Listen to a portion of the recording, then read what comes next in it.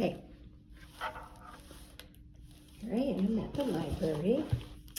One of my favorite authors is Chris Van Allsburg, and he has a story called Two Bad Ants. We'll see if we like it. All right. To the Big C and the WFP. I don't know who that is. The news traveled swiftly through the tunnels of the ant world. A scout had returned with a remarkable discovery, a beautiful, sparkling crystal. When the scout presented the crystal to the ant queen, took a small bite, then quickly she ate the entire thing. She deemed it the most delicious food she had ever tasted. Nothing could make her happier than to have more, much more. The ants understood. They were eager to gather more crystals because the queen was the mother of them all, and her happiness made the whole ant nest a happy place. Do you like your mother to be happy? It's a good thing, isn't it? It was late in the day when they departed. Long shadows stretched over the entrance to the ant kingdom. One by one, the insects climbed out, following the scout, who had made it clear. There were many crystals where the first had been found, but the journey was long and dangerous. They marched into the woods that surrounded their underground home. Dusk turned to twilight, and then twilight to night. The path they followed twisted and turned, every bend leading them deeper and deeper into the dark forest. Boy, they trust that scout, don't they? More than once, the line of ants stopped and anxiously listened for the sounds of hungry spiders. But all they heard was the call of crickets echoing through the woods like distant thunder. Dew formed on the leaves above. Without warning, huge cold drops fell on the marching ants. A firefly passed overhead. For an instant, lit up the woods with a blinding flash of blue-green light. I love fireflies. They're so cool. At the edge of the forest stood a mountain. The ants looked up and could not see its peak. It seemed to reach right to the heavens, but they did not stop. Up the side they climbed, higher and higher. The wind whistled through the cracks of the mountain's face. The ants could feel its force bending their delicate antennae. Their legs grew weak as they struggled upward. At last they reached a ledge and crawled into a narrow tunnel. Oh, that sounds scary. When the ants came out of the tunnel, they found themselves in a strange world. Smells they had known all their lives, smells of dirt and grass and rotting plants, had vanished. There was no more wind, and most puzzling of all, it seemed the sky was gone. Well, we know what that is, don't we? Does that look like inside a house? They crossed smooth, shiny surfaces and then followed the scout up a glassy, curved wall.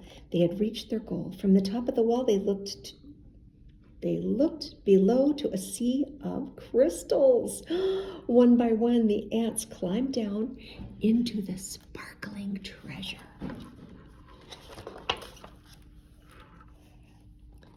Quickly, each ant chose a crystal. Then they turned to start the journey home.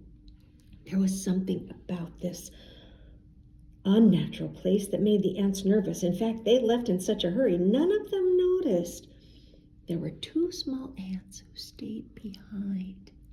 Uh-oh, they were not following directions. What is that? The crystals. Can you tell what that word might be? We know, don't we? Why go back? One asked the other. This may not feel like home, but look at all these crystals. You're right, said the other. We can stay here and eat this tasty treasure every day forever. So the two ants ate crystal after crystal until they were too full to move, and then they fell asleep. Lots of sugar will do that to you, won't it? Makes you tired.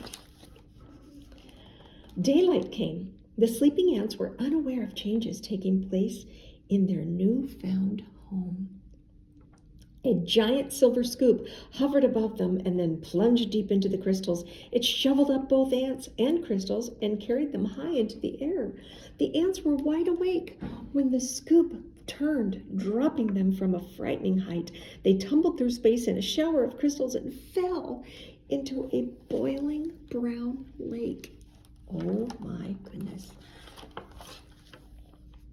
Do you think it's hot cocoa or coffee? Then the giant scoop stirred violently back and forth. Crushing waves fell over the ants. They paddled hard to keep their tiny heads above water, but the scoop kept spinning the hot brown liquid.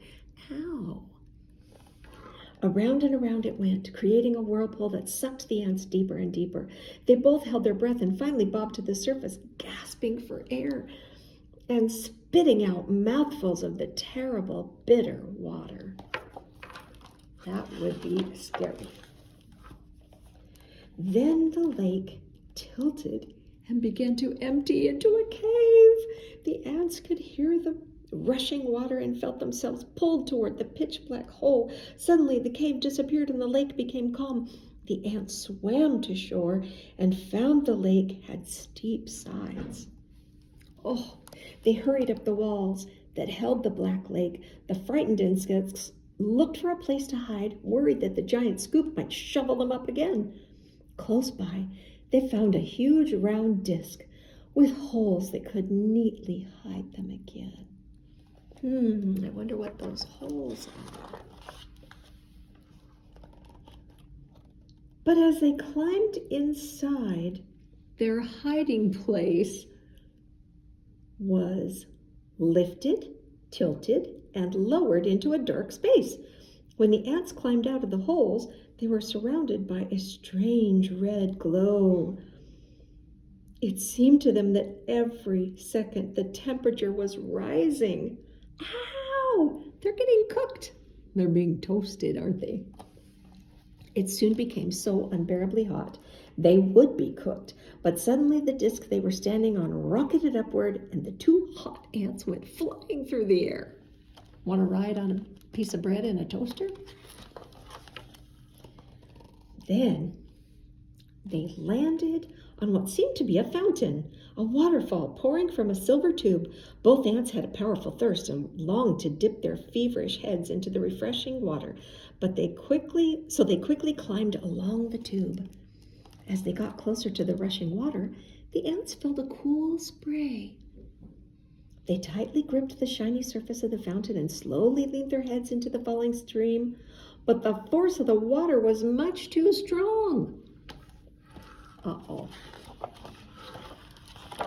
Wait, I got it. The tiny insects were pulled off the fountain and plunged into a wet, dark chamber. They landed on half-eaten fruit and other soggy things. Ew. Suddenly the air was filled with a loud, frightening sound and the chamber began to spin. Uh-oh, I think they're in the garbage disposal.